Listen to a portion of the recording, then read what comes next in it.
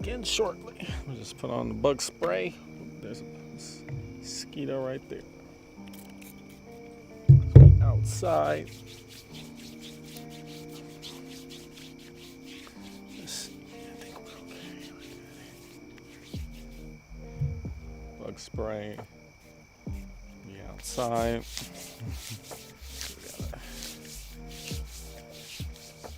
Prevent these mosquitoes.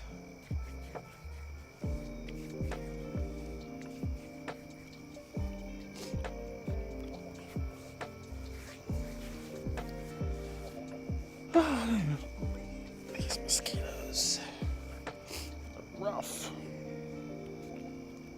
Very aggressive here in the American South.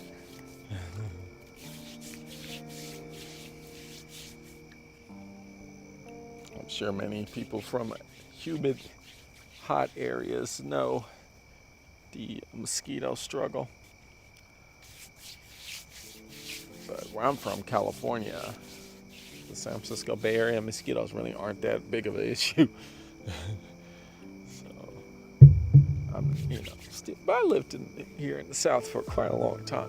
I mean, it's been like 5 years or so. Still hard to get used to. These damn mosquitoes, so aggressive. You can't just hang out. Anyway. Testing 1, 2. Okay. Cool. I think you may be able to hear me. If not, yep, let me know. Okay, so you got Lionel Daniel. Hello. Let's see. I think we're good. Let me just check what's going on here. Okay. Cool. Yes, so welcome to the Black Ponder. My name is Neil Trotter.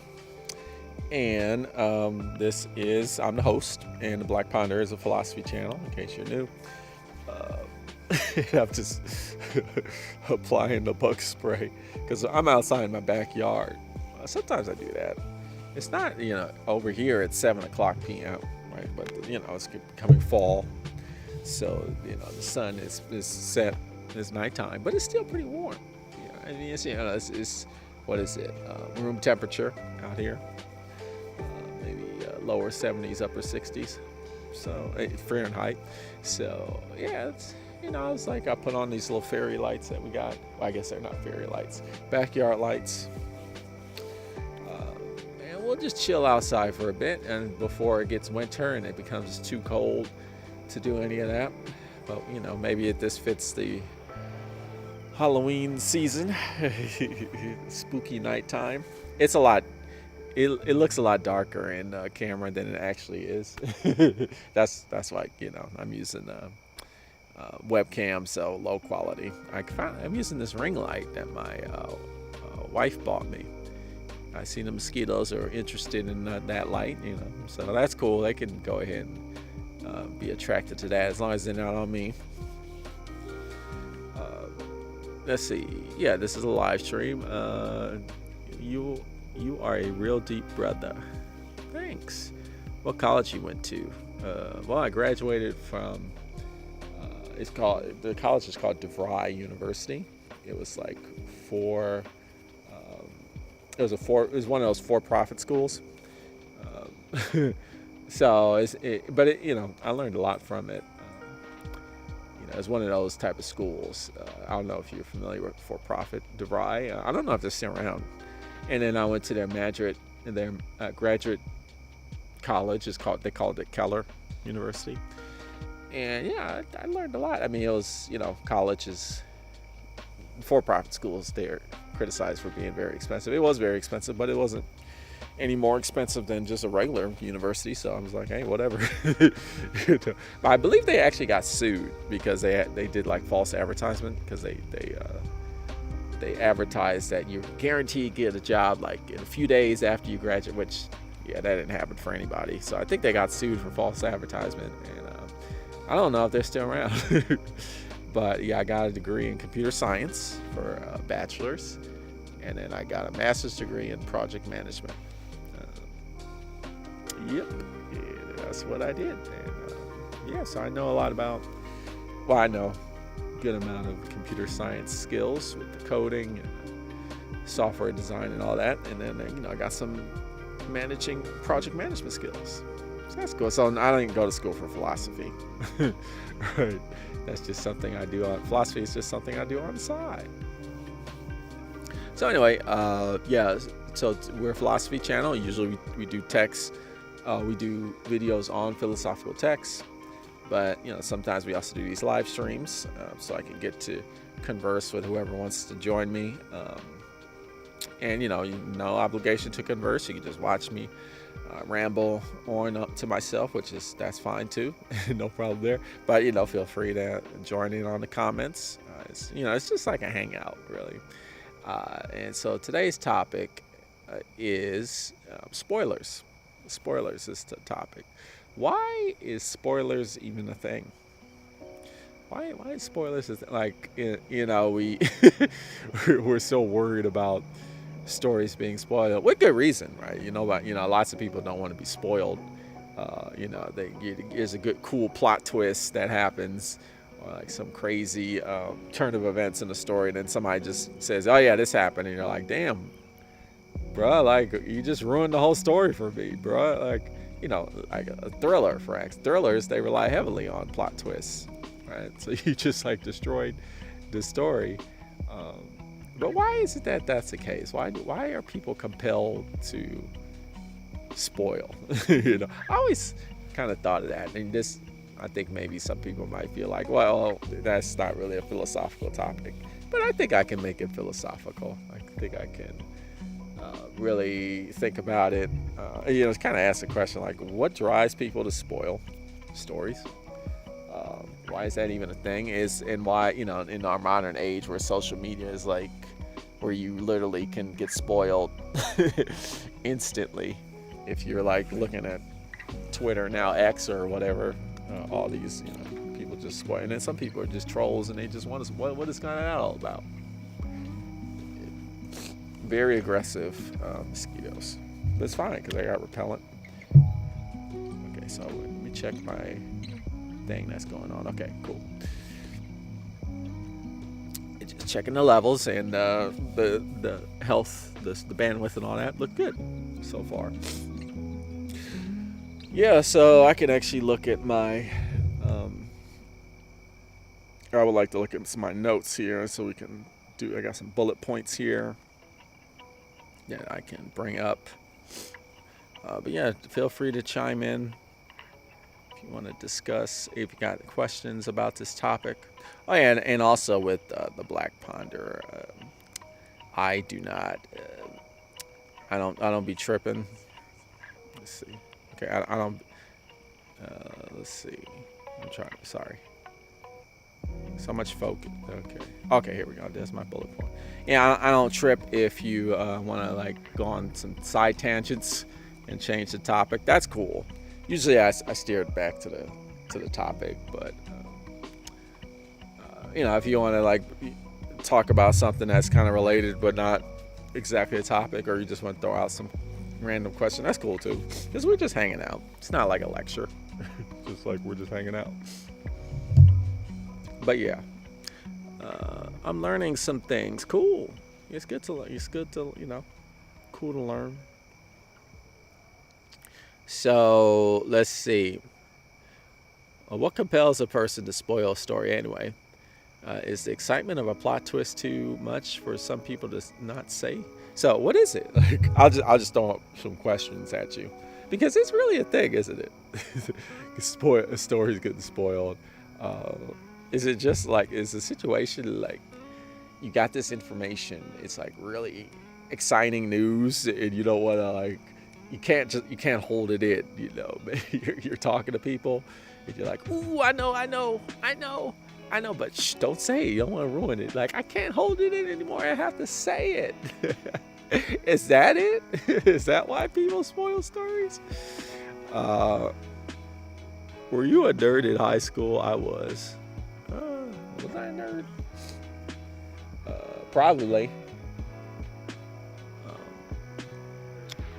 Yeah, I went to like a ghetto school. It's kind of like, if you ever seen like Boys in the Hood, or like, so a school like in the inner city. So those kinds of schools, like there's not really, you have like jocks, the stereotypical high school. You got the jocks, you got the varsity team, you got the nerds, you got the like cheerleaders. You got where the school I went to, they didn't have those kinds of.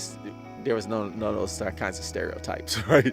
It's just like everybody was getting picked on, right? It wasn't just like the nerd. Everybody was kind of nerd about.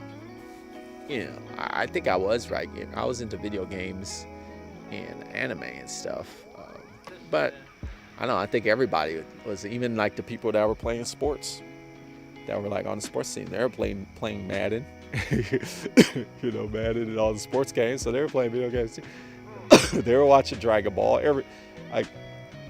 Dragon Ball's like that. This anime that's very popular. In case you don't know. But Dragon Ball, like when I was going to high school, it was like that one of the highest rated shows. So everybody was watching that show. So I don't know. I don't think I was a nerd, but I was into nerdy things. Were you a bookworm? I did read a lot. I did read a lot. So in my school, it was very interesting. We had what was called silent reading. It was the whole school district had this. All the schools in the district had this. In the city, Oakland Unified Schools District, that's the city. It was called silent reading. So it was an hour in a day, 1 hour. And you would be in this class. It was like all the schools, elementary, middle school, high school, like all grades. And for 1 hour, you had to read. You could read whatever you want. You could read, but you couldn't talk. There was no talking. And you just read, and I read a lot of books during that time. They forced you to read. Now, a lot of people, they didn't read books. Like a lot of students, they wasn't reading books. They were like, we had when I'm kind of old, so cell phones were like just coming out. We had the cell phone with the snake. We still didn't have.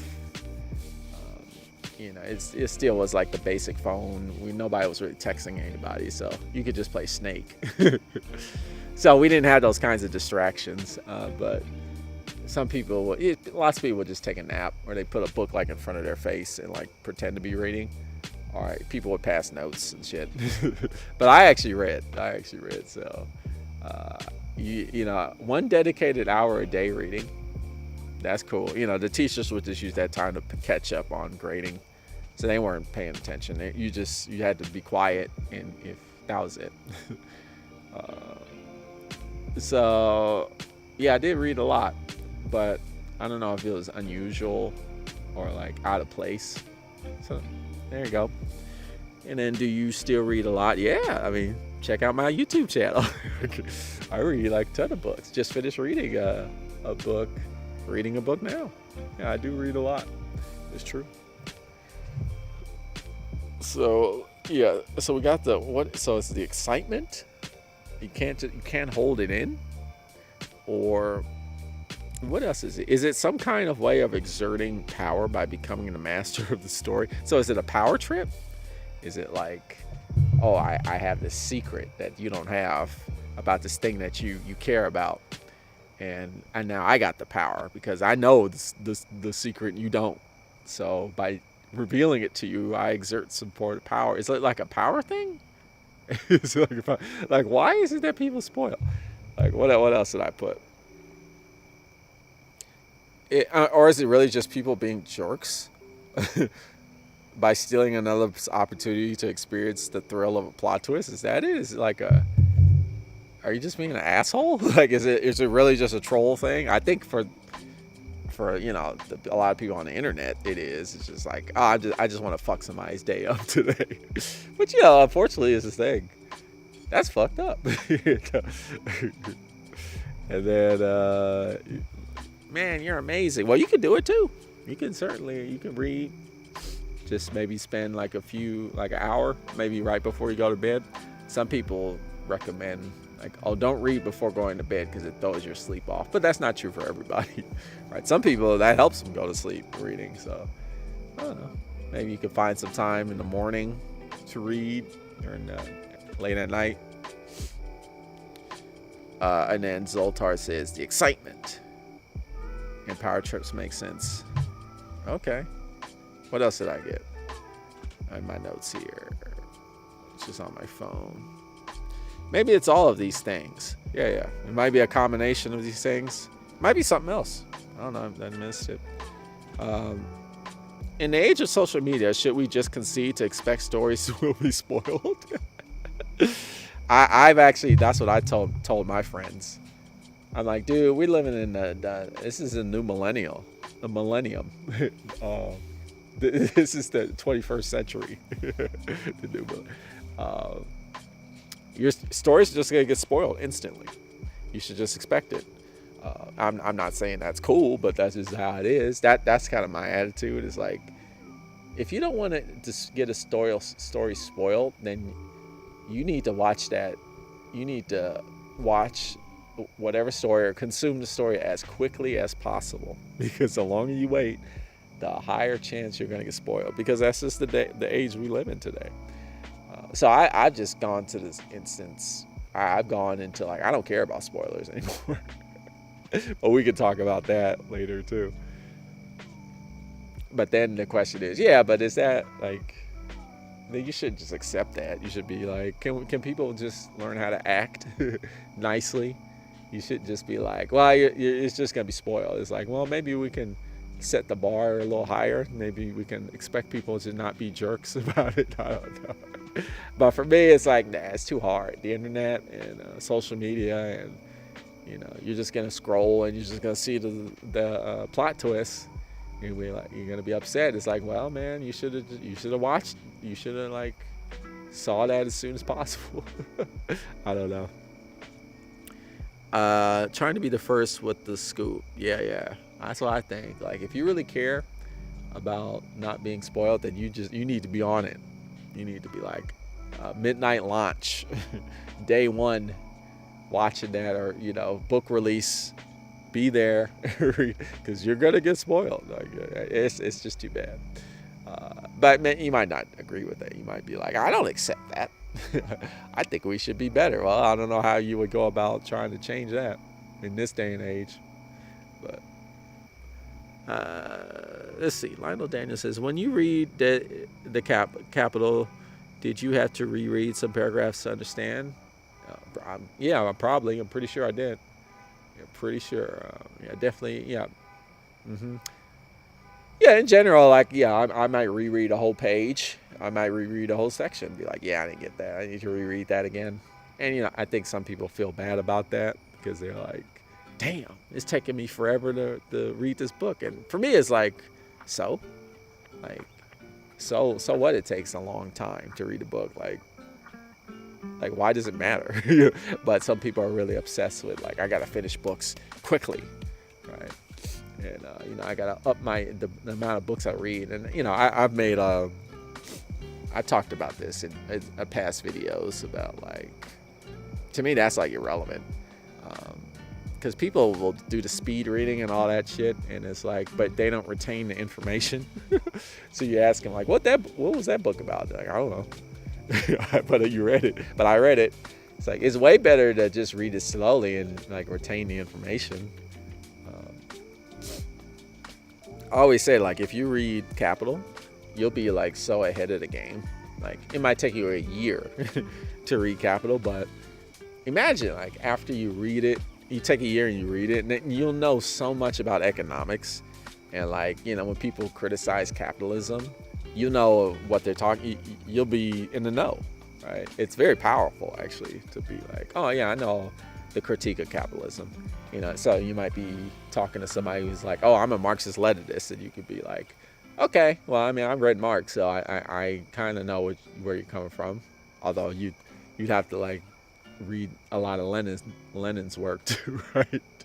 But a lot of Marxist-Leninists never read Capital, so they're like, a lot of times they're saying stuff and they don't even know what you're talking about, which is kind of hilarious. You would know more. It's kind of like reading the Bible, right? Most Christians have never read the Bible, so, like, you can be an atheist, and if you read the Bible, you'll know more about Christianity than most Christians, right? And to me, like that's pretty powerful, right? But it might take you like a year or maybe 6 months to read the Bible. But do you imagine, like, what if you walked around with like that kind of knowledge? Even if you didn't believe, like, then Christians will try and talk shit about you, or like, and you'll be like, that doesn't make sense because the Bible said, and then they'll be like, oh shit, damn, this guy knows, right? So slow reading, I think it's really like that's the way to go, like retaining knowledge, because it's way better to read like 10 books and like really understand than to read 100 books and be like, I forgot what I forgot. I mean, could you imagine speed reading Capital, like, and then you finish and it's like you don't know anything about Capital. You're like, so what was that all about? It's like, I don't know, I read it though. That's funny. And then Zotor the Magnificent says, we don't go to movie theaters and just talk at water coolers anymore. Yep. Well, people still go to movie theaters. A lot of my friends do that. Like a lot of my, remember that the whole like Barbieheimer thing? Like all of my friends did that. Like, oh, I saw a Barbieheimer. I didn't do that, but people still go to theaters. But the water cooler thing isn't here anymore because you can binge watch like whole seasons of television shows nowadays. Like I miss the days when I was a little kid, or like when I was young, and like you'd an episode for a TV show would come out every week, so it'd be so slow. Right? Like it would take so long for the story to progress. But then at the same time, a lot of these television shows, they didn't have these long ass story arcs.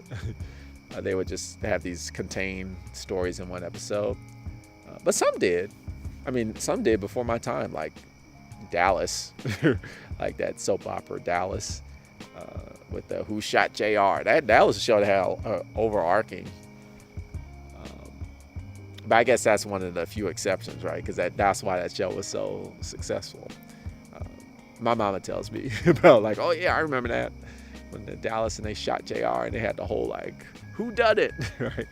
And then you talk over the water cooler about that.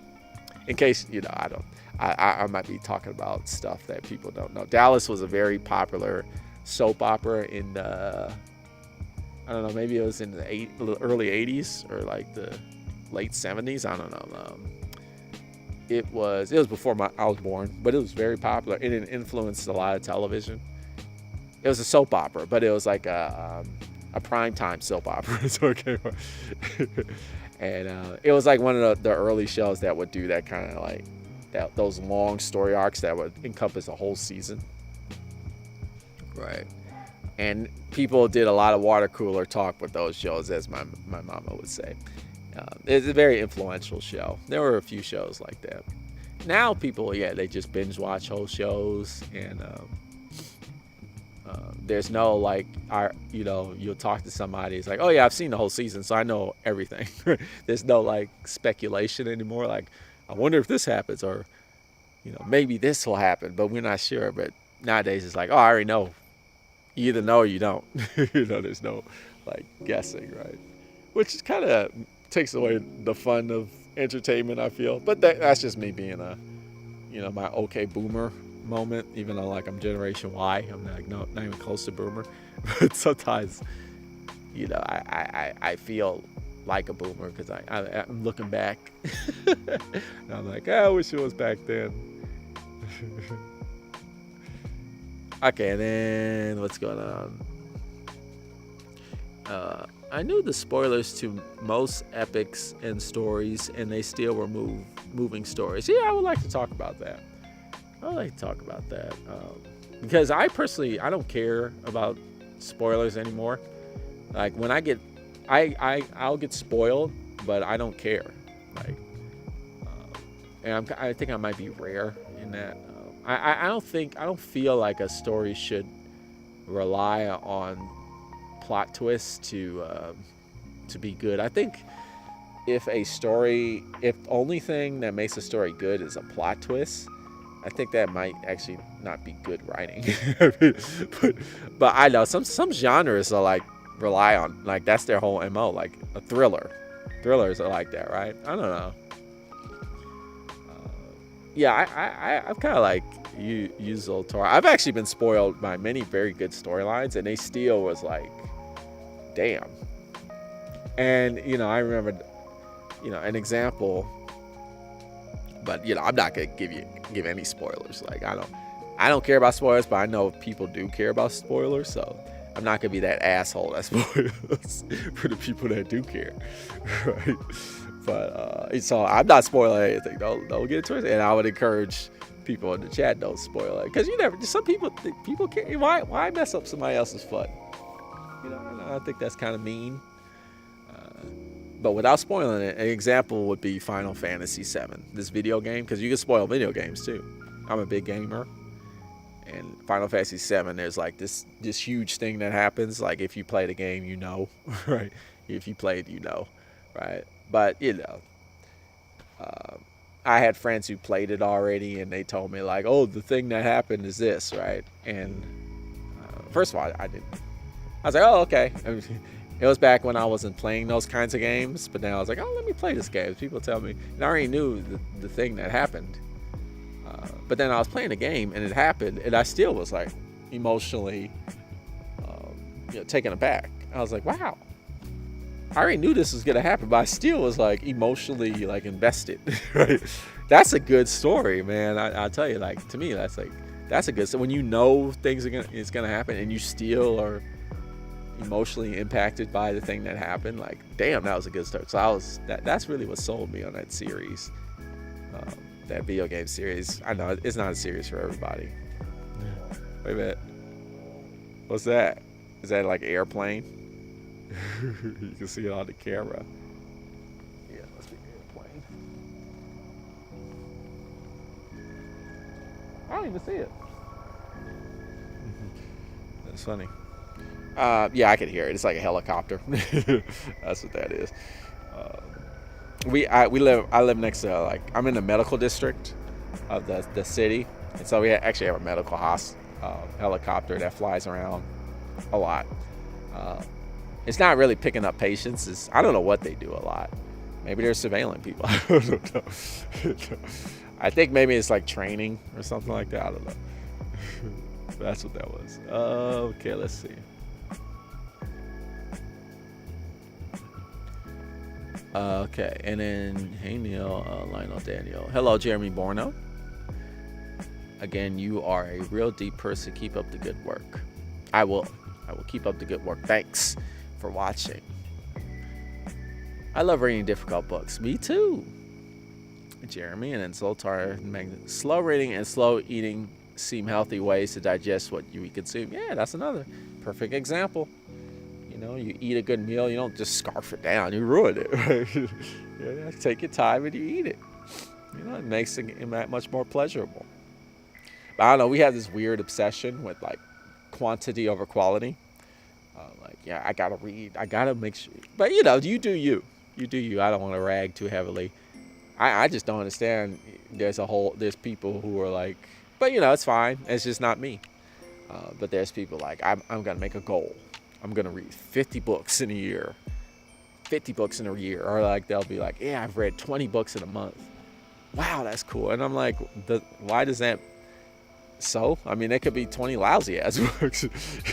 I mean, if you want to read 20 books in a year, you could just pick some random-ass, shitty books. And I mean, the point is reading good books. I'd rather just read one really good book in a month. I don't understand why... And because you're not gaining, you're not becoming more wise doing that.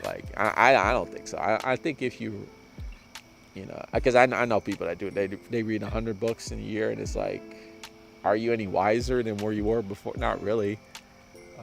So what's the whole point? But maybe it fulfills some sort of it makes you happy.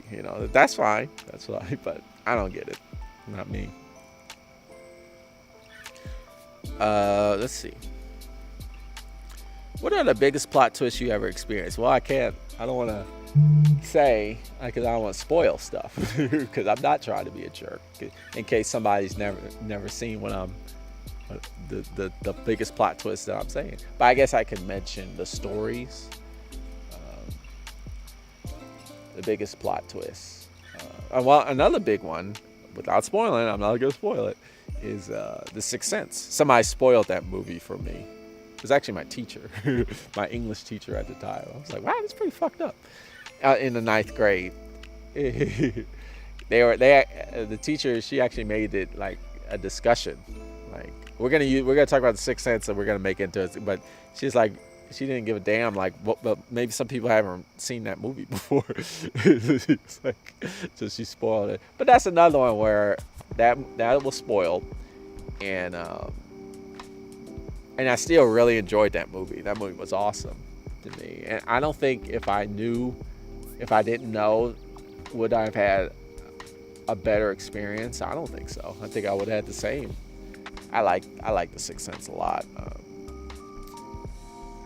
I know, like M. Night Shyamalan, the director, he gets a lot of criticism because he kind of makes the same movie over and over again. Kind of uses the same kinds of plot twists, which I agree. Like his M. Night Shyamalan, his later works, yeah, they're probably not that, because it's the same shit. Right? That's kind of how I feel with Quentin Tarantino, which is kind of like a hot take that I think a lot of people don't agree with. Like, I think Quentin Tarantino just kind of does the same thing over and over again with his movies. I know a lot of people like Django with Jamie Foxx, and I was just like, this is the same movie. It's just about slaves, right? It's the same. It's like it's Kill Bill, but the guy is like it's just in American slavery days instead of like, an homage to old school kung fu movies. But it gets old after a while. That's how I feel about it. But let me think of any other cool plot twists. I don't know. I guess like the stories I like are not reliant on plot twists. So I don't know if I have good answers to that. Just thinking about good movies that I really like that don't really have big plot twists. They're just really good movies. Right? I do like movies though, but I tend to watch like old school movies. Let's see. Lionel Daniel says, did you read the dictionary to build your vocabulary or study? No, I never did that, Malcolm X. Malcolm X did that in jail, right? In prison. I read that book, The Autobiography of Malcolm X, and I remember I was really moved. I'm like, damn, this dude, like, in his jail cell, he read the entire dictionary. He copied it. I think he did it in secrecy because I don't think you're allowed to do that. But yeah, he did that. That's cool. I didn't do that. I don't read the dictionary. In my opinion, Jeremy says, DC and Marvel are excellent with plot twists because of multi-universes. Okay. Yeah, I really got tired of superhero movies. But I did see Into the Spider-Verse, which is the not the newest one. But I watched Into the Spider-Verse with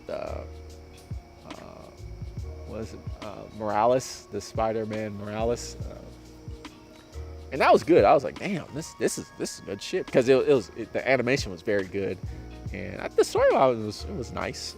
It was nice. Yeah, and I like the diversity of it. That was cool with the half black, half Hispanic Latinx. Michael Morales, I think that's his name, the new Spider-Man. I remember when that comic first came out, which I was like, it's all right. But that movie was pretty good. I liked the movie. But some people tell me the sequel to that is even better. So eventually I'll probably watch that. But for the most part, I'm not really into those superhero movies, to be honest. I think they're kind of... they're a little too much for me in terms of like the melodrama, especially the DC, where you got like, especially how they do Superman. I don't like the whole dark and broody and like existential take on these superheroes. I like the goofiness because Spider-Man's pretty cool because he's kind of goofy, snarky. Sometimes they make him all emo and shit, which I'm not really a fan of. But I like the smart ass Spider-Man, and I like the Batman that's kind of kooky and silly. I'm not really a fan of like although the animated series was cool that came out in the 90s. He was a bit more dark, but it was still kind of like sometimes it would be silly. The Christian Bale one, I'm like, he's a little bit too much. The Tim Burton one with Michael Keaton, that was cool because Tim Burton he has that like whole style of what is it, like kind of macabre take on like all of this stuff that he does, which is kind of made it more what is it, like not goofy but kind of like a tad unrealistic, which I kind of like when they make superheroes they understand that this is a superhero, so it's like it's already a given that it's unrealistic. When they make it too realistic, or like when they try to like, well, what if the superhero actually lived in our world? Like, I don't know. I think that's kind of a lost cause. But anyway, let's see. And then I'm still hoping Juliet gets a second opinion. That's all I'll say. I don't even know what you're referring to, to be honest. Only Juliet I know is Romeo and Juliet. Jeremy Borno. It must take some gifts or skills to review a story without spoiling it. Not really. I mean, I'll review Final Fantasy VII for you without spoiling it. It's not too difficult. Final Fantasy VII is a video game. It's a Japanese role-playing game, and it's about a guy. His name is Cloud, and he is a former military officer that kind of goes back and confronts his past, while trying to deal with. So he's dealing with his past while trying to basically save the world. The world is in this political conflict where corporations are mixing together with politicians to exploit the earth and destroy it. So he's in the middle of that whole thing. At the same time, he has to deal with his past trauma. And so the story is very compelling in that way. There's a lot of it gets psychological sometimes. That's cool. And the game mechanics I thought are really cool. But it's turn-based role-playing game mechanics. So if you're not familiar with that, it's kind of like playing chess, where characters kind of take turns, but it's a bit more fast-paced. But it does kind of have that tactical chess kind of. So, and they do some unique things in that. That's a whole genre of games. But I thought that the take is cool.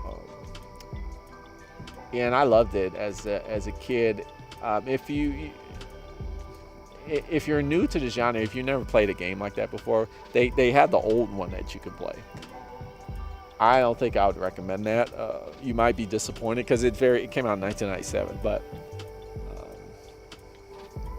they've released remakes, which are it's a complete rehaul. They even change story elements, so it's modernized for a newer audience. So I'd recommend that. And if you enjoy the remakes, it's full 3D, standard today's graphics. The gameplay is a bit more modern, so it's not so much chess. It's real time. You should, if you're interested in what I said, I'd recommend the remake. And then if you like the remake, then you should probably go ahead and play the original one too. That's my review of Final Fantasy VII without spoiling the story. Right? It isn't even difficult to do. You can do that for anything, right? I don't know.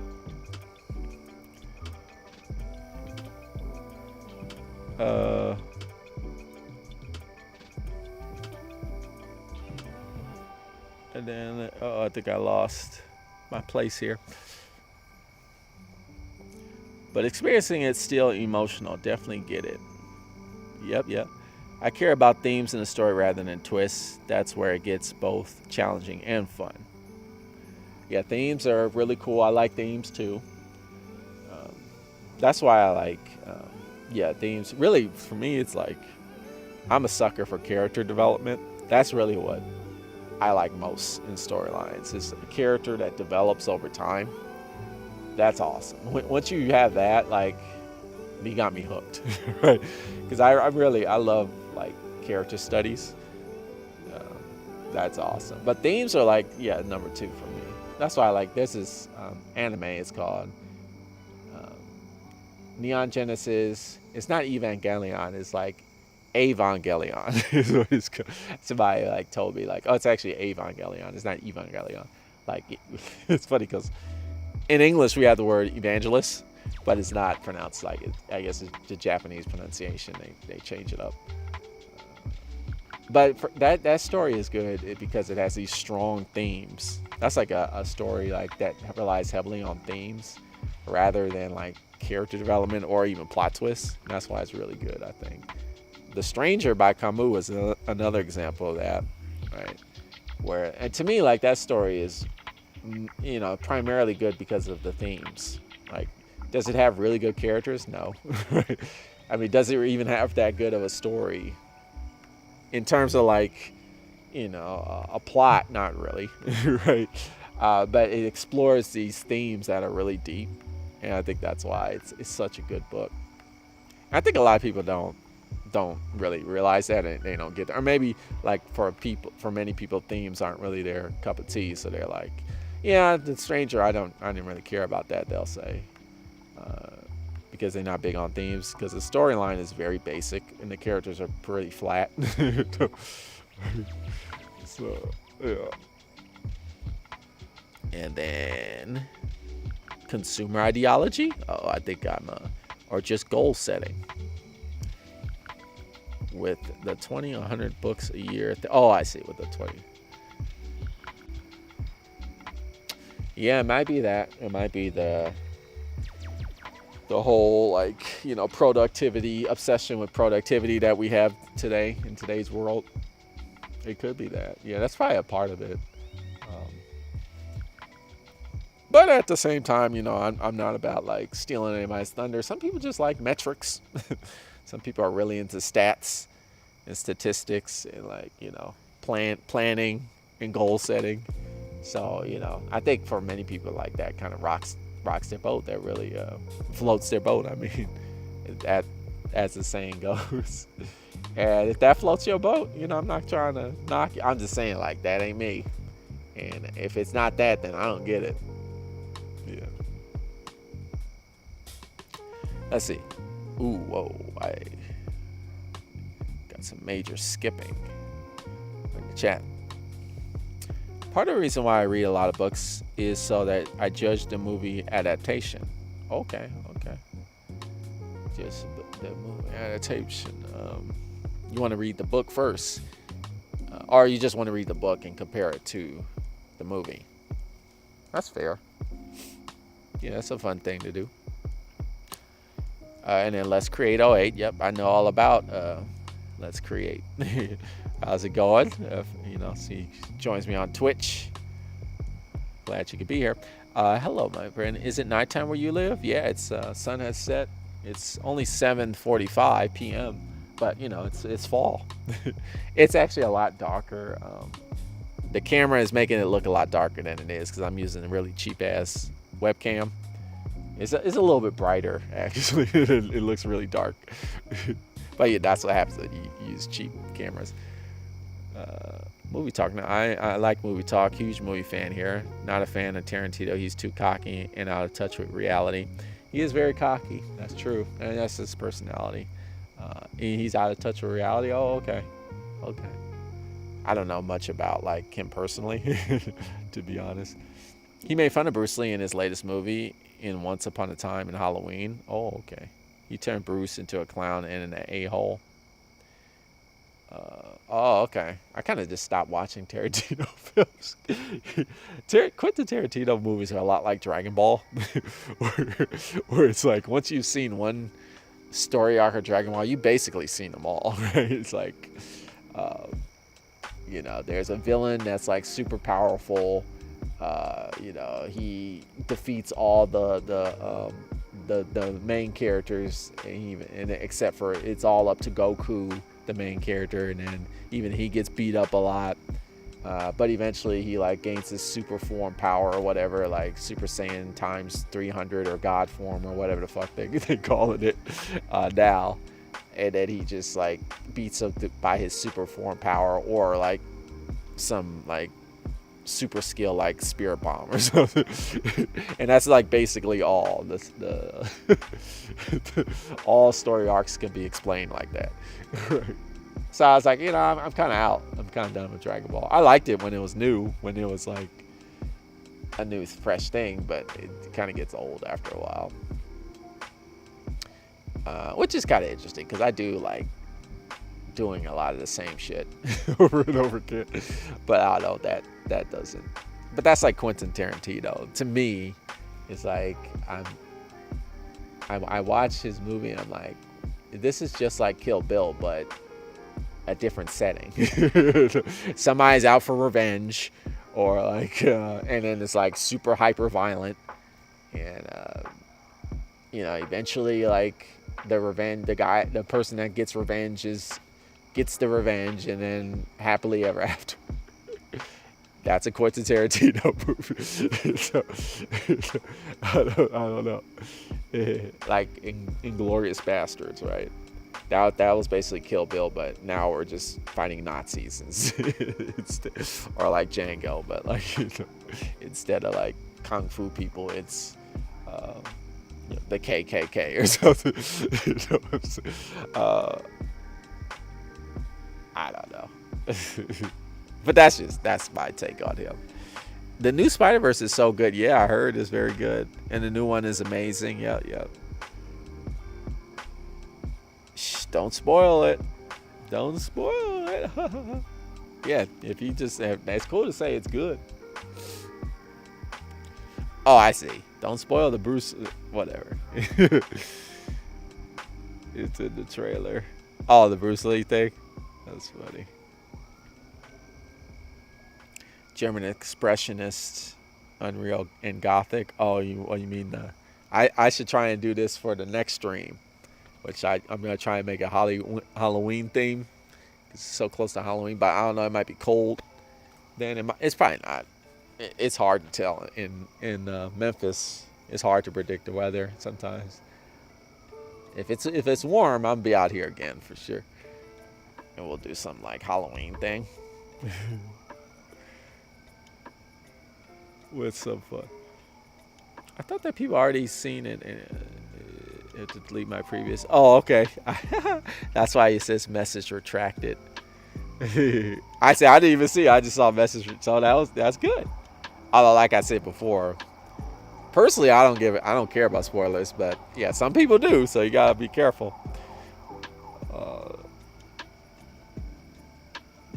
Is how I see Tim Burton. Oh, you see Tim Burton that way? Well, to be honest, I haven't seen a Tim Burton movie in a long time. Does he even still make? Yeah, of course he does. I've just seen his 90s stuff, 1990. Edward Scissorhands, that was cool, but that movie's hella old. But that's cool. And then the Batman movies were great. Tim Burton movies. See, the thing about Tim Burton though is that, but I don't know. I haven't seen his new stuff. So I don't know. I think I stopped at like Corpse Bride. I haven't seen the Corpse Bride. Some people say it's good. I actually did not like. I think Tim Burton did The Nightmare Before Christmas. I actually didn't like that movie, but I actually can look at that movie from a distance and be like, okay, I see why it's good. Like the stop animation, that's really cool. The animation, I just thought it was just very boring to me. I saw it in theaters, The Nightmare Before Christmas, as a kid. I was so bored. I actually fell asleep to watching the movie. And that's rare. I usually don't do that, but I fell asleep. And I remember I woke up and it was the end, and then there was a few kids crying, right? Because they were scared. Apparently, like, some people were scared about the end, because the bad guy's like really he's really scary. And I was like, man, I didn't get that at all. I wasn't scared. I was just fucking bored out of my mind watching this movie. But that was just, so I don't know, different strokes. But the thing about Tim Burton, I think, is he just brings in an aesthetic. For him, it's not like, see, Quentin Tarantino is more about his, he just tells a certain kind of story over and over again. Whereas Tim Burton, he takes stories, but he adds his own aesthetic to it. So it's the same aesthetic, but it is a different story each time. And the way he would do his movies back when I was watching them. So I that's not my take on Tim Burton. But maybe you're like, I'm just kind of tired of his aesthetic. That whole like gothic, macabre, dark, ghoulish. Like, it gets old. Maybe you're like that, and that's fair, I guess. Forgot this is a spoiler-free stream. I don't usually do fiction, so usually I do nonfiction, and then there's no spoilers in nonfiction, right? So usually people just that's like not a thing I concern myself with in this channel or this. But I guess I would say it is a spoiler-free stream.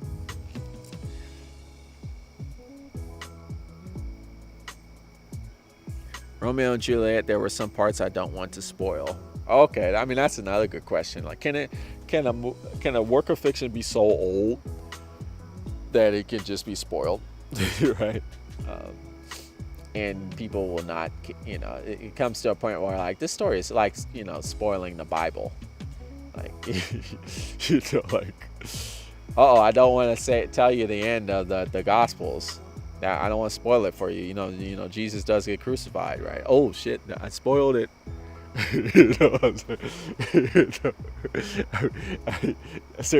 I think maybe Shakespeare might fall into that realm of I think it's okay to spoil the stories, but maybe not. Yeah, I won't even say that. But I definitely, like, when I was first exposed to Romeo and Juliet, I was definitely told, because they teach it at school, right? A lot of times I was told, like, yeah, Romeo and Juliet, this happens. Like, okay.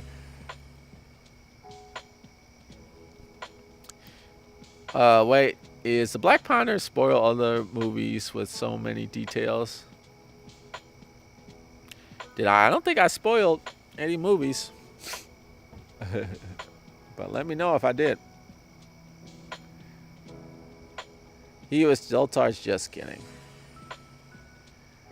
I should do more lighthearted streams. Maybe.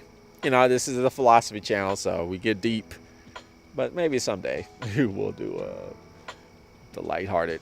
I think the next stream will be kind of more lighthearted, maybe. So the next stream, to give you like a teaser, will be like the philosophy of goth culture. Because that's interesting. I go to like goth events now.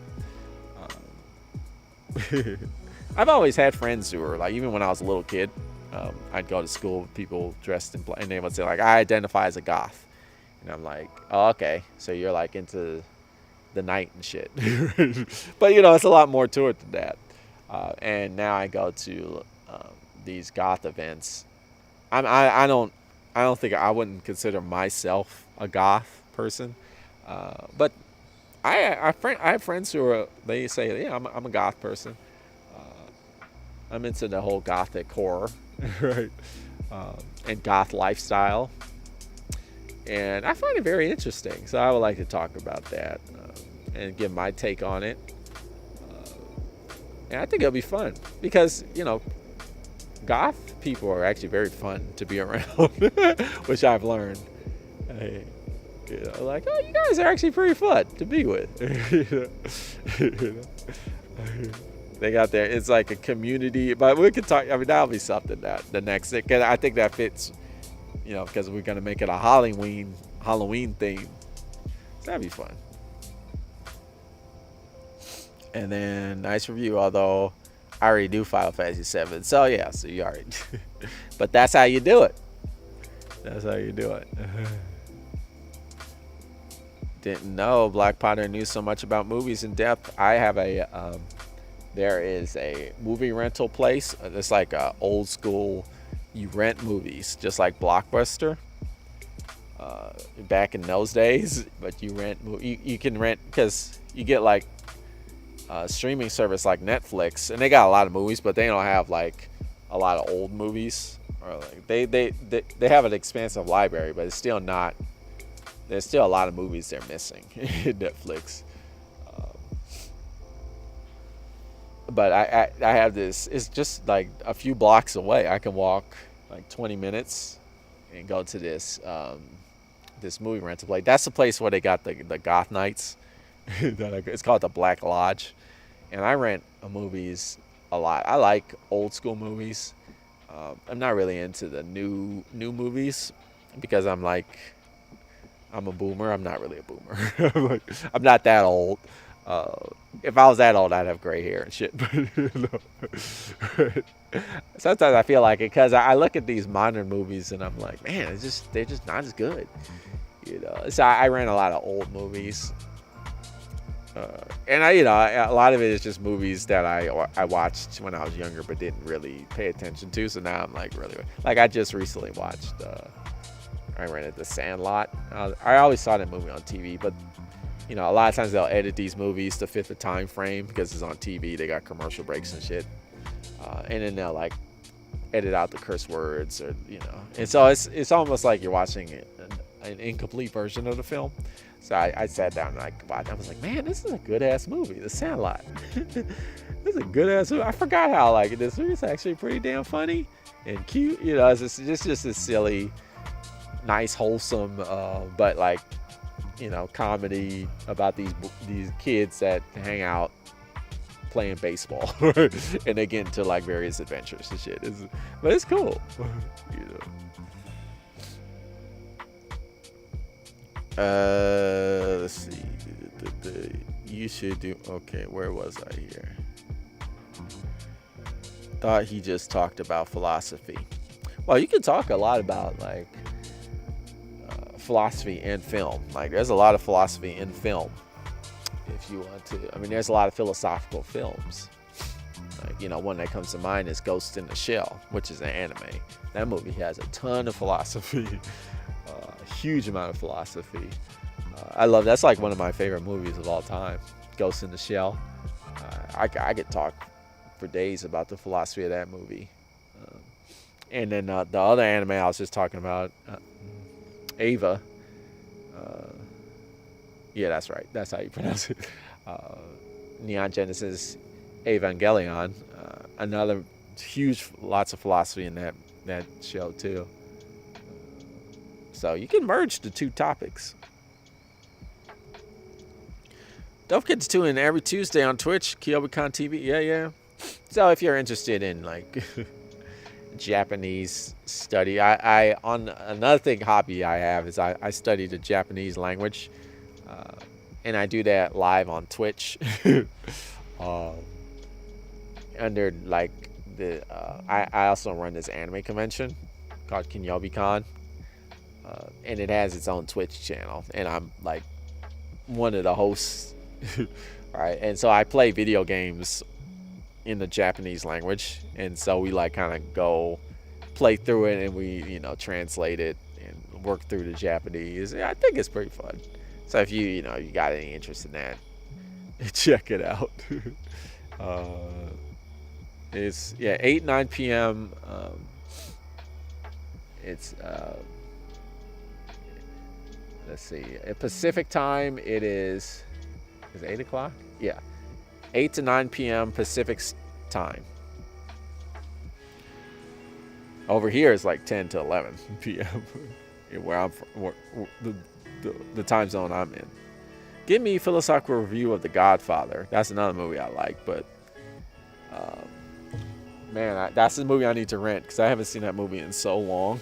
The Godfather. But I remember watching it. A lot of movies I first watch them on TV, which is pretty bad. It's particularly in the 90s when they had these long ass commercial breaks. But recently I actually moved. I visited my mama who still watches TV. You know, the old school people, they still watch like cable television or direct TV, you know, satellite TV. And it's the same thing, right? They'll show movies and they'll have these long ass commercial breaks.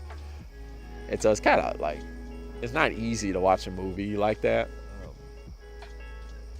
It's hard to stay focused, right, in a movie with all these commercial breaks.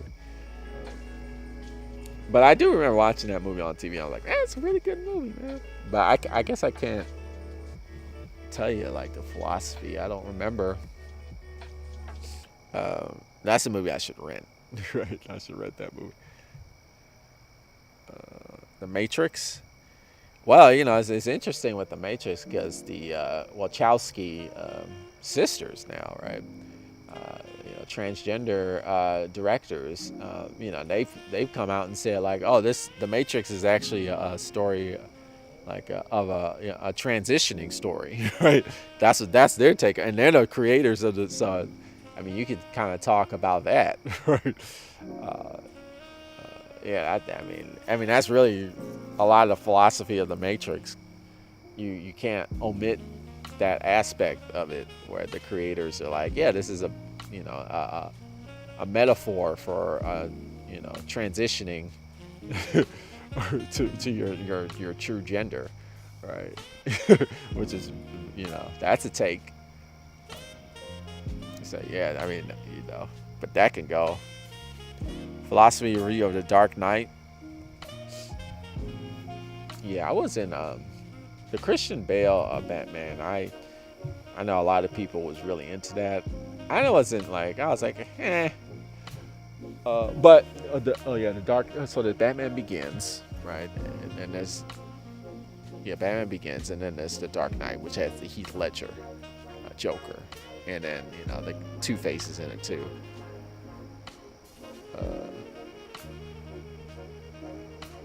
Yeah, I just didn't like that version of Joker. I mean, the guy, the actors, it was great acting overall. Like, I thought, I was watching like, wow, these are some good actors. I also thought like the guy that played Two-Face, he did a really good job. I always want to argue like he was a better act. He was the best actor in the film, better than Heath Ledger's performance. You know, and then Heath Ledger's performance was top notch as the Joker. I don't vibe with. I mean, it was cool. My favorite Joker is the cartoon Joker with Luke Skywalker. It's the voice actor for Mark Hamill. This is, I was trying to remember. Mark Hamill plays the Joker. I mean, that guy. That's my favorite Joker. Right?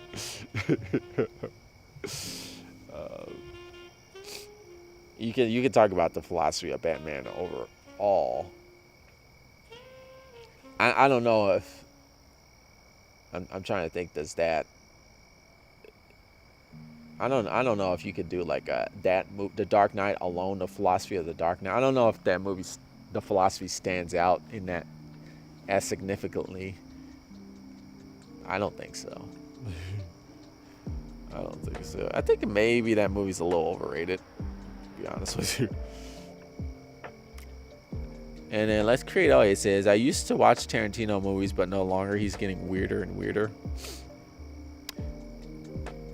You mean his movies are getting weirder, or just him personally? Because we actually our last stream was about problematic artists. So, I don't know. Just because a man's getting weirder doesn't mean you necessarily need to stop watching his movies, maybe. But you have to draw a line. But we talked extensively about that on the last stream. So, yeah, that's interesting. You like goth? Have you seen James O'Barr, The Crow? It's a cult classic. I've seen it on TV, but that was See, there's a lot of movies I've seen on television that I've kind of half watched.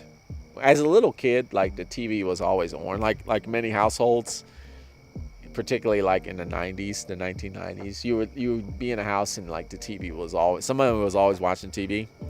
So you there was a lot of passive watching that I did. So I watched like a ton of movies, but I never like focused on the movies. I've basically seen like, pretty much every movie. I've seen somebody, but I've never like really focused. Like I've definitely seen The Crow, but I can't tell you like the plot really, because I never like really sat down. I would always watch it passively. Maybe I'd be talking to my mama while watching it, or my brother.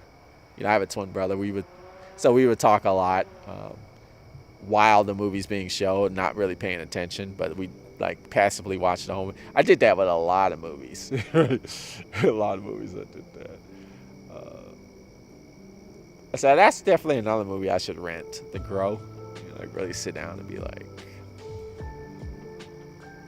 because I know that like that movie is a big part, a big influencer of goth culture.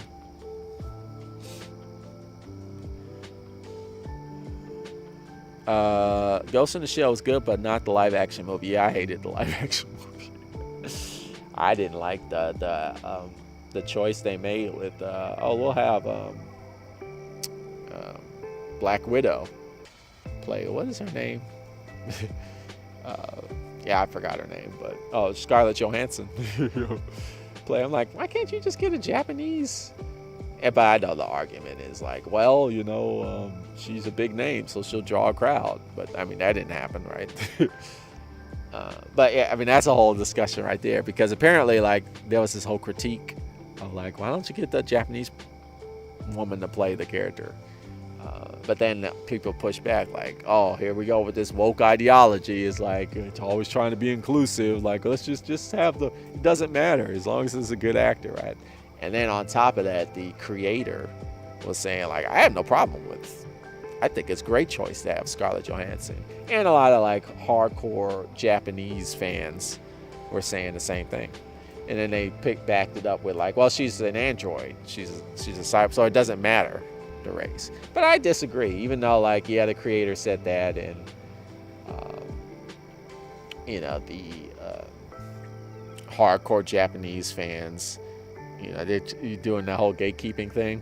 I don't think it's woke. I think it would have been better to just have a Japanese cast, right? Because it's a Japanese storyline, and the names of the characters are Japanese, right? I don't know. I just think it was whack. And I think it showed, because it didn't do well in the box office. And the whole idea like, well, if you put a Japanese woman, nobody's gonna watch it. I mean, that's ridiculous, because movies like the Black Panther ruined that, or like the movie with the Marvel movie with the Asian character. I keep forgetting the name of that movie. but yeah, a very high grossing film starring an Asian actor, right? So I mean, that's a bullshit. Like saying like, oh, you need like a Scarlett Johansson, like. So I mean, that was like the real reason why I was like, yeah, I'm not even gonna watch this movie, because it's just like, that's kind of whack. But I heard also the storyline's not that good and all that as well. And then, so you are fluent in Japanese. Awesome. Not fluent, I'm learning. Let's see. Nihongo Benkyou shimasu. Benkyou shite imasu. Shite imasu. Yeah. Yeah, watashi wa Nihongo o yonde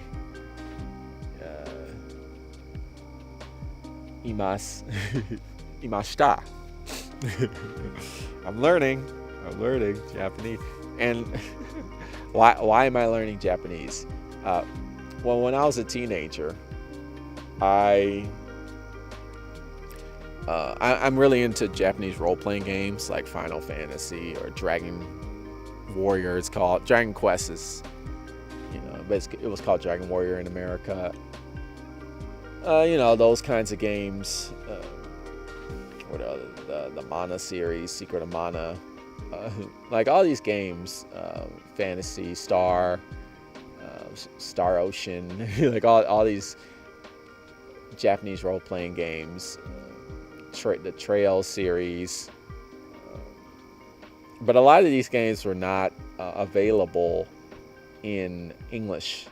They only were in Japanese because that's where a lot of these games came from. And back then, a lot of the video game corporations were like, it's just not worth the money to translate these games and bring, like, we're not going to get enough Americans and a lot of English speakers buying, so it's not worth the money.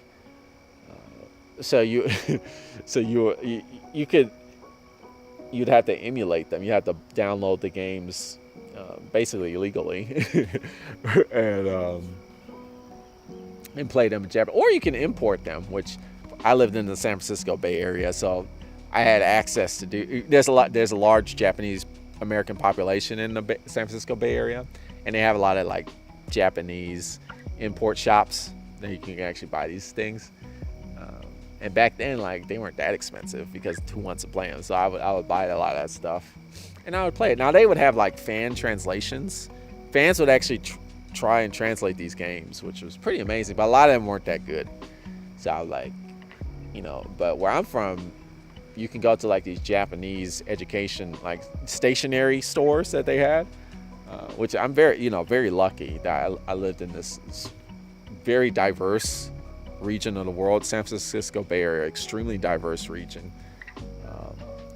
Large black population, large Latinx population, many different people, Southeast Indians, many different Asians, Japanese, Chinese, Southeast Asians, Polynesian. I mean, it's just so many different people, and they all had, cultural shops that you can just go to and just buy shit. So they had a lot. I mean, we had like Japantown in San Francisco. We also have Japantown in San Jose, so you can buy like Japanese dictionaries and Japanese learning aids. And I would do that as like a teenager, and I would download the game in Japanese. And sometimes I would buy the physical if I could afford. Sometimes they'd be cheap in the flea market, and I'd be like, oh, I'll get it. And I would like sit down and then I would learn. I would play through the game doing that, and it was fun. That's how much of a gamer I was. But eventually, what happened is like Japanese video game corporations finally got a clue, right? They figured out like, there's an American audience. Like, English speakers actually want to play these games, so if we like translate them, we're gonna make bank, right? Because the game's already made. We just have to like translate it, and that's what. So they started translating a lot of these games, and I was like, wow, this is great. They're in English, and it's professionally, it's paid translators, so it's a good job. And so there was no motivation for me to learn anymore. I also went to college to study Japanese because I really wanted to do that. But that was around the time when they started translating these games. So I'm like, oh, I don't need to do that anymore. Then the pandemic hit, and I had all this free time because you had to stay at home. And so, as many people, you get a little depressed, and you want to do things that remind you of your younger days, because that's nostalgia kind of like skyrocketed. And I was like, man, I remember when I was a teenager and I would study Japanese, and that was fun for me. So I got back into it, got back to learning Japanese, and that's why I do it now. Because it kind of gives me some joyous memories.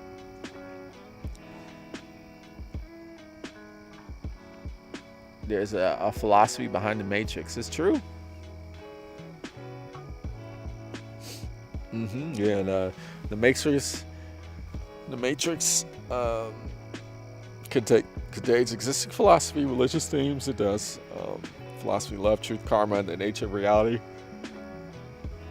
And living in a simulation. Yeah, a lot of that there was a lot of speculation of, and there are a lot of like religious and philosophical undertones. So people would like have all these theories about what the movie's about, which is fascinating. But then the creators kind of the directors threw a wrench into it. They're like, no, actually, it's a coming out, it's a trans story, right? So they kind of like threw a wrench in, and so people are like, well, what about my elaborate theory about this being this religious like allegory? And they were saying like, no, it's not that, which is kind of funny. Oh, Tarantino movies are getting weirder. Okay, just like him. Are they getting weirder? Yeah, I stopped at Django. I don't know. I just remember watching Django, and I was like, wow, this is so like Kill Bill. It's just in slave times. That's the only difference. That's the only thing I was thinking in my mind.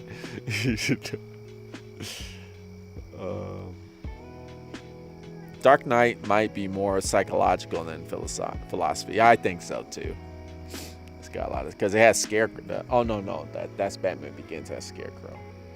The Dark Knight is Two-Face and Joker. Joker is probably the psychological thing. Two-Face is, I think that's some philosophy, because he was all chirping about how the world should be fair, but it's not, and so he's trying to create some neutrality, some like actual fairness with the coin that he uses, because it's like the world is not fair, so we need to make it fair. How do you do it? By chance. Right. So that was his like. So I guess it's one of the, which is kind of a psychological thing too, like people dealing with the stress of the world not being fair, right? And people kind of breaking. But then you got the philosophical idea of, or like the reality, like what does it mean to live in a world where where life is not fair? Like, how should you then go about living where fairness is not a thing, is not a part of reality, right? Or like, it's not like ingrained into the order of things, right? So, I mean, you could talk about that.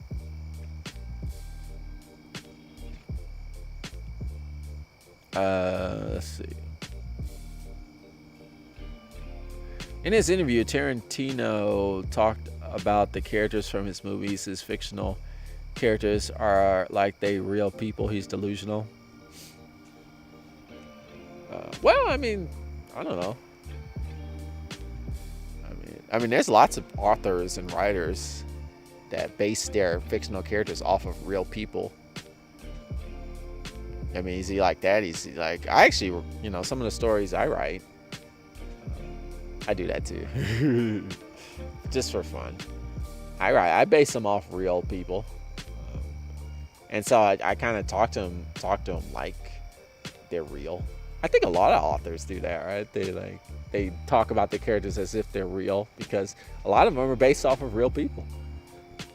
So I don't know if that's, but maybe he does it in a more weird way. I don't know. But I don't think that's.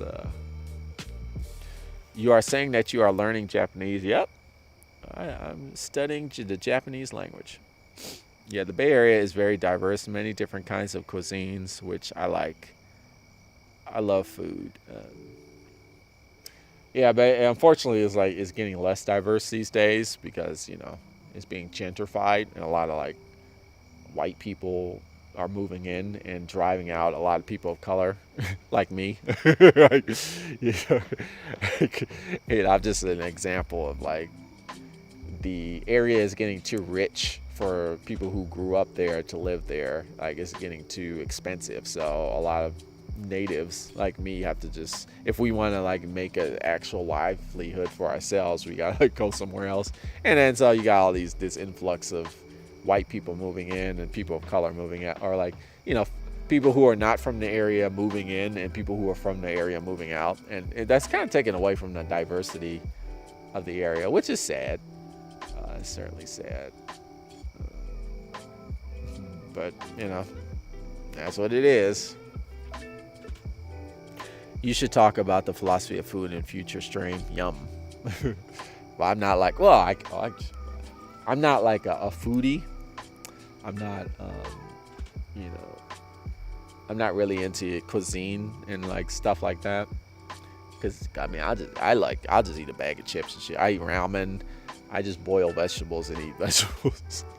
I'm very basic when it comes to food, but I do volunteer for this group. It's called Food Not Bombs, but that's like a whole other take on food. It's about food justice, and I could do a stream about that, like food justice and like the plight of hunger in this country and the world generally, and the idea like you shouldn't have to buy food. Food should just be readily available. And you can go further and talk about like the way we produce food and how illogical that is, right? I mean, you could do that kind of thing, but that might be a little bit too serious for you, right? You might want to have a little bit more fun. You might want to do like the whole like Anthony Bourdain style of stuff, but I'm not like a foodie. I'm not like, this is an amazing dish.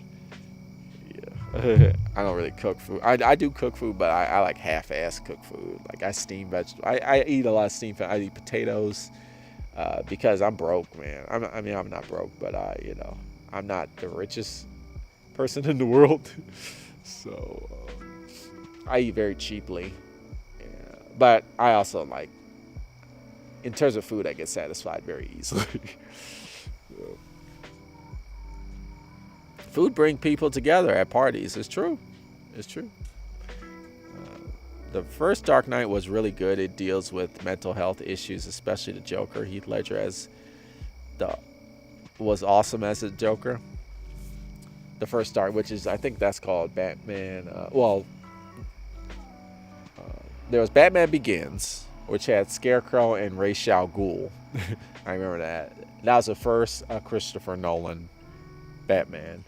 And then they made a sequel called The Dark Knight, had Joker and Two-Face. And then the third one, which I forgot the name of that one, but that had Bane in it, and Catwoman was in it too. And Heath Ledger was very good as a Joker.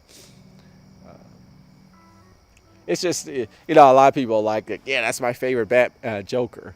But I'm like, yeah, no, it's not my favorite Joker. But Heath Ledger, the way they're like, okay, this is how we want to make Joker. And Heath Ledger's like, I got it. I could do it. I got you. So he knocked that role out of the park for sure. I don't know how that probably fucked up his mental health, because I know he was dealing with a lot of mental shit, in which, unfortunately, I don't know if that contributed to his suicide or not, but I guess he was already in a dark place, so I'm guessing he drew from a lot of that, which that's something to talk about too. And then that's true. Here in the state with so many wealth, yet there are many people who are starving. It's like, it's absurd. It's absurd. I mean, that could be a talk. It's like, it's just nuts. It's crazy. And another crazy thing is, so I volunteer for Food Not Bombs, and so we do these feeds. We go out to a park. We just hand out food to people. And a lot of these people are veterans, like people who were served in the military, and they're homeless, and they like don't have a bite to eat. And it's like, I don't understand. Like, I thought, doesn't this country aren't you supposed to be financially compensated for when you serve it? Like, we have homeless veterans. It's just like, it boggles my mind. Like, that makes no sense to me. Like, you serve your country, and then your country doesn't serve you back. But I mean, that's been going on. At least since the Vietnam War, right? But probably further back. It's just crazy. Oh, my bad. The second Dark Knight. Dang, your Batman movies. I used to be really into Batman. Not so much anymore, because I don't like the way. I'm not into super serious Batman. I'm an Adam West Batman. I like goofy Batman. But let's see. I think it might be time to summarize the stream. A lot of homeless veterans where you live. Yeah. It's like, what? I don't get it. I know somebody who's like, they served in they fought in Afghanistan, got like injured, so they got like this back problem. They live on the street, but they're going to college. They're going to school to become a nurse, and so the military is paying for their nurse education, but they're not paying for her home, her like housing. And I'm like, what? And she's like, yeah, that's what's going on. And so they're paying for her to continue her military service, but they're not actually paying for her to like live. They're using her. They're exploiting her. It's like, that's America. I mean, it's just, but this is the country we live in. This is like crazy. Anyway, it doesn't make sense. But I mean, it doesn't make sense if you think like compassionately, like we should be kind. But it absolutely makes sense if you understand the truth that our government doesn't give a shit about a lot of its citizens, and it uses its military to just bomb other countries and just like exploit its resources. And if that's its goal, then yeah, it makes perfect sense, right? Like if we just use people to just fight for us and then fuck them. If you're just thinking about it from that context, it makes perfect. But yeah, if you like saying like, doesn't this country supposed to be compassionate, kind? Like, no, yeah, it makes no sense. But if you like kind of get out of that wishful thinking of like, America, home of the free, land of the brave, is like, yeah, that's some fiction. So that's some mythology, right? That's not actually what's going on. But anyway, I mean, that's like going way off topic, but I mean, hey, I can talk all day about that. But to summarize this stream about spoilers, why do people spoil? We actually didn't come to an answer, but it's probably like a combination of things. It's like some people just get too excited and then they're like blurt it out, or it's like, they on some power trip, they feel like, oh, I got all the, I got this power over you because I know the secret and you don't. Right? Or it's just like they're just trying to be a troll and they're like, I just want to just ruin somebody's day today. Haha. I'd be like a Nelson and like Bart Simpson in The Simpsons. So there's that. Or it could be a combination of those three. Personally, I don't care about spoilers. I have been spoiled for several stories, and then after the fact, I experienced a story and I was still emotionally compelled, which tells me like, well, that's a damn good story. Like you still know what's gonna happen, but you're still, it still impacts you emotionally. Like there's something else going on here that makes the story good. And I think plot twists are a nice way to create excitement, drama. But I think like if you rely too heavily on that, is that really good writing? I don't know. I'm skeptical about that. So I don't really care about stories. Spoilers. I mean, I don't care about spoilers.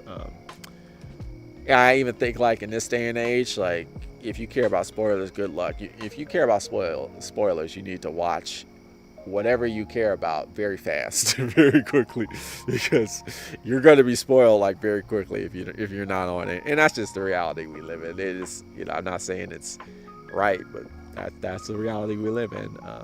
But I'm also of the opinion, like, I don't think you should spoil for people, and I think people who do spoil stories for people are being dicks, being like kind of jerks, and quite inconsiderate, when you do that. Now, if you accidentally do it, like, oops, sorry, my bad. That's, everybody makes mistakes. But just understand you fucked up somebody's experience possibly when you do that. So I think that you should acknowledge that. So I try to not spoil it for anybody. But man, is it hard to not be spoiled? I don't think it's that difficult to not spoil. But I think we gave some examples of that. You can definitely talk about a story and how good it is without spoiling it. It's like not hard to do at all. Even though like the perception is, how do you do it? It's like it's not difficult. But yeah,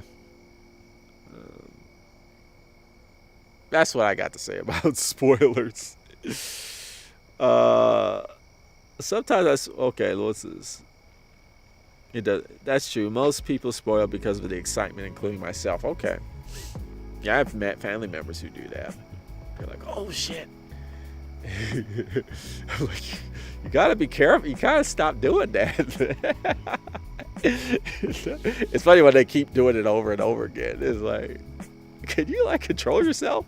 Or like, sometimes I spoil movies and don't even notice it because I was excited about, okay, well, I saw it there. Well, you gotta work on that. You can work on that. You can do better. I think if you be like, okay, you just make a concerted effort. Be like, okay, I just saw this. I'm not gonna say anything. You gotta like make it a mantra in your head. Be like, no, I will not. That's what you gotta do. I spoil movies unintentionally. Yeah. Hey, people make mistakes. It's all good, but I would say like if you know that about yourself, then that's something you probably should really focus on and be like, I need to stop doing this because you really are ruining people's experiences when you do that, I would say. But in any case, so I just want to thank people for tuning in and watching the show. I think we will wind it down here. Thanks for watching The Black Ponder. Tune in next time. Next stream, we're going to do philosophy of goth culture. I have a lot of cool things to talk about with goth culture. I think it'll be fun as somebody who doesn't identify as a goth person, but, hangs out with a lot of goth people, who have been friends with goth people who identify as part of the goth community. I would say I'm part of the goth community, but I don't know if I would necessarily say that I'm a goth person. I don't always walk around with black Converse and like black attire all the time, and I don't like watch goth movies like as much as my friends do, but they're cool peeps. Yeah, I guess I just wanted to like talk about why they're cool. Why they're cool people, and why is my initial thinking was like, oh, these people are probably like vampires, and they're into like depressing shit and horror movies, which I'm not a big fan of. But I'm like, no, actually they're cool people. They're very inclusive and fun to be around, and they like to have fun and be entertained. So we'll talk all about that. That'll be fun. It's hard, man, especially if you like the movie and want to talk about it with friends. Yeah. The struggle is real. See you Tuesday. Yep, learn Japanese. See you then. Okay. I'll see you later. Bye-bye.